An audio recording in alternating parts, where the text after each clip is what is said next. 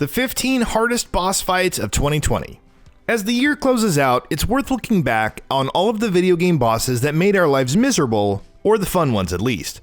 Just when you thought this year had enough challenges, several more bosses have stepped up to stake their claim.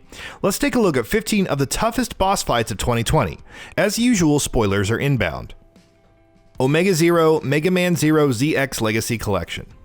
The quest to face Omega Zero requires some work since you need to beat Mega Man ZX on normal or hard and then navigate to Area M. After some platforming, you'll battle what's essentially a super tough version of Zero. He'll unleash all kinds of powerful attacks, including an extensive multi-hit combo that can chunk down half of your HP in a hurry. If that weren't enough, he even deploys a barrier that negates any attacks and heals him, prolonging the fight further, as if having 3 health bars wasn't bad enough already. Kolok, Ori and the Will of the Wisps.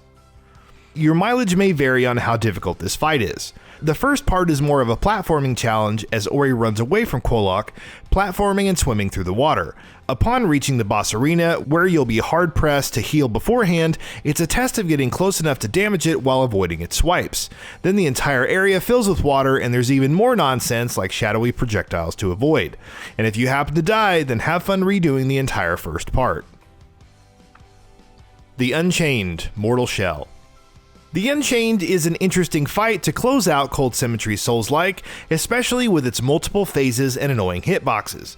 It starts simply enough with swipes and tail sweeps, but then it summons waves that can knock you down if you're not careful.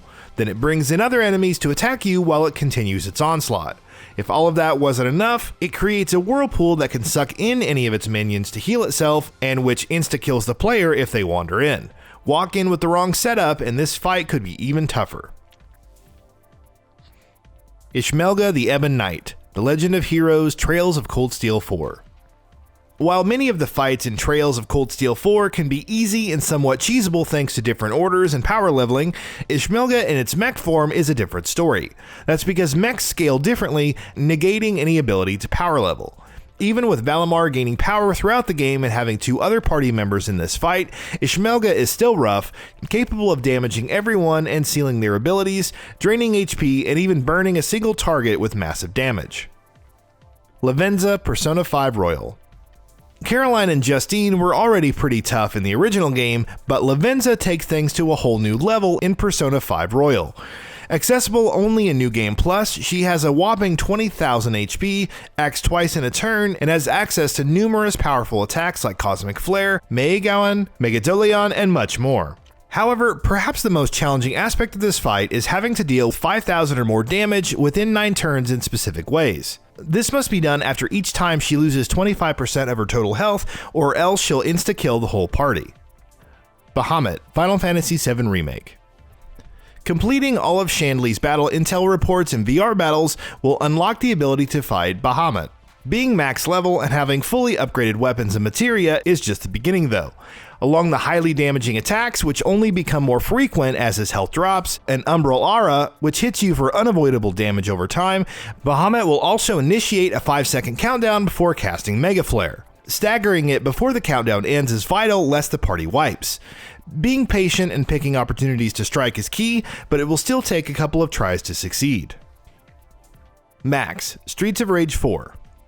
The old school difficulty that Streets of Rage 4 offers is great, but also somewhat infuriating, especially when fighting against Max Thunder from Streets of Rage 2. The toughest part of the fight is attacking and then ducking out, avoiding Max's more damaging moves in the process, especially since he can't be flinched with regular attacks. Perhaps the worst is his ability to chain Thunder Tackle into numerous other moves. Get caught in these combos one too many times and it's over. AVALANCHE ABAASY, XENOBLADE Chronicles Definitive Edition. After all these years, AVALANCHE ABAASY still remains one of the toughest bosses in any RPG. Encountered in Valak Mountain, it's a unique dragon with over 800,000 health, immunity to daze, sleep, break, except during a chain attack, bind, and so on. It also has a 30% chance for a double attack, activates Crazed for more haste and strength, and can use its spike to instantly kill you. But at least it has a 0% critical rate. That's something at least. Flame Lurker, Demon Souls 2020. When Demon Souls first launched in 2009, Flame Lurker was considered one of its toughest bosses. More than a decade later, that's still the case. Though there's a number of strategies for taking it down, with magic users having the easiest time, melee players will find it very tough due to its flames and searching for the right moment to strike. All in all, patience pays off, but you'll need to work for it. SHINEMON, Yakuza like a dragon. The shift to turn-based combat has done nothing to dull the absolute power of SHINEMON. It's fairly straightforward in the beginning, but upon switching to rush style, Amon will evade and counter with impunity. Drop him to half health, and he uses beast style for complete knockdown immunity. At 25% health, he can dish out attacks like Malicious Grin and Essence of the Orbital Laser, while unleashing Tiger Drop against any regular attacks. Hilariously enough, fighting Amon on Legend difficulty and getting to beast style will lead him to summoning the spirits of Kiryu, Sejima, and Majima, each with their own heat modes and summon attacks, because why not? OCEANED, Genshin Impact. In all the high-level content of Genshin Impact, Rodea of Lok, aka the OCEANED of Kings, is often cited as one of the toughest bosses. The fight itself is less of a direct encounter and more of an endurance battle against her summoned minions. There are multiple types, some with very high damaging skills, and while elements like Cryo and Electro can help, they'll also hurt you as well. On top of this, failing to defeat the enemies quickly enough causes the OCEANED to summon a whirlpool that deals damage over time, follows the player, and explodes. Penetrator, Demon Souls 2020. Magic users will have a ball fighting the Penetrator thanks to his weakness to magic. Otherwise, if you're taking him on with melee attacks and not relying on Bior's help, it can be somewhat tricky. While most of his attacks have fairly decent tells, he can suddenly throw in another when you least expect it. Get caught by a special move and you'll suffer greatly. Hint, it has something to do with his name. He's no flame lurker, but the Penetrator can still be a pain if taken lightly. Otakemaru, Neo 2. Otakemaru possesses the ability to use different yokai shifts, one after the other, and that's just the first phase. The second phase sees him summoning 3 types of elemental swords, each with its own unique moves and attacks. The final phase is the worst of all though, as he can rain swords from the sky or throw them at the player with incredible speed. Nearly every attack hurts immensely, and one fatal mistake means starting over from the beginning. Queen TIAMAT, Spelunky 2.